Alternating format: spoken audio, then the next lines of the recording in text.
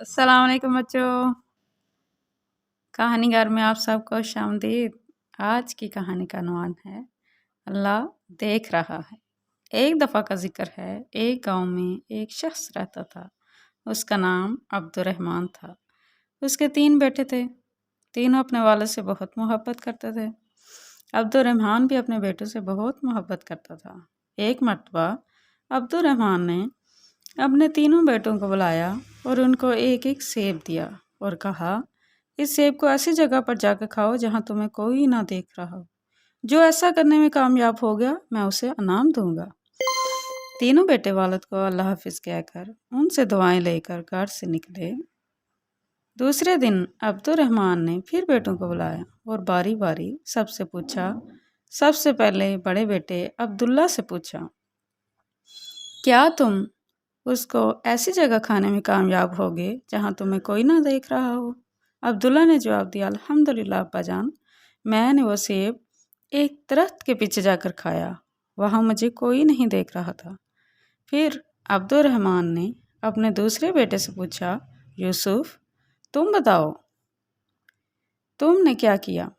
यूसुफ ने कहा, अब्बा जान, मैंने वो सेब कमरे में बंद होकर अंधेरा करके खाया और मुझे यकीन है वहाँ मुझे किसी ने नहीं देखा। अब्दुर्रहमान ने तीसरे बेटे से पूछा, सलीम, तुमने क्या किया? सलीम ने कहा, अब्बा जान, मैंने किताब अस्माउल हुस्ना में पढ़ा है, अल्लाह का एक नाम बसीर है, वो हर एक को हर हाल में देखने वाला। मैंने सोचा और तलाश किया, लेकिन मुझे कोई ऐसी जगह ना मिली जहाँ मेरा अल्लाह मुझे ना देख रहा हो।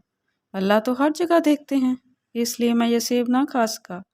अब्दुर्रहमान अपने सबसे छोटे बेटे की अक्लमंदी पर बहुत खुश हुआ और इसको नाम दिया।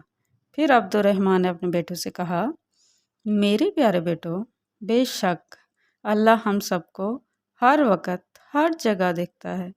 वो हमारी बातों को सुनता है और जो ख्यालात हमारे दिल में आते हैं उनको भी जानता है।